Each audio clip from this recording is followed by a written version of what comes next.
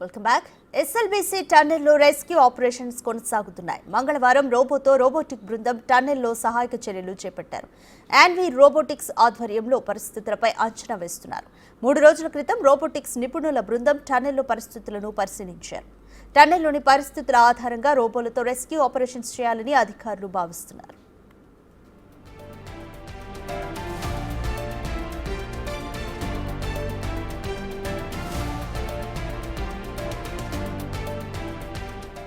టన్నెల్లో ప్రమాదం జరిగిన ప్రాంతమంతా షేర్ జోన్. ఇక్కడ పెద్ద ఎత్తున తవ్వకాలు జరిపితే సొరంగం టన్నెల్ పైకప్పు మళ్లీ కూలిపోయే ప్రమాదం ఉందనే అనుమానాలు కూడా ఉన్నాయి. దీంతో రోబో సేవలను ఉపయోగించుకోవాలని అధికారులు భావించారు.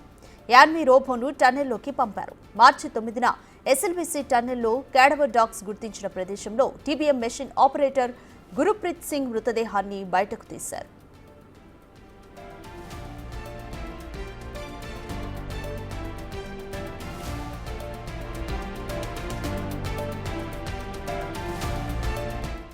గుర్ప్రీత్ సింగ్ డెడ్ బాడీని పంజాబ్కు పంపారు. మిగిలిన 7 కోసం రెస్క్యూ ఆపరేషన్స్ కంటిన్యూ చేస్తున్నారు. ఎస్ఎల్బీసీ టన్నెల్లో మంగళవారం 110 మంది రెస్క్యూ సిబ్బంది పాల్గొన్నారు.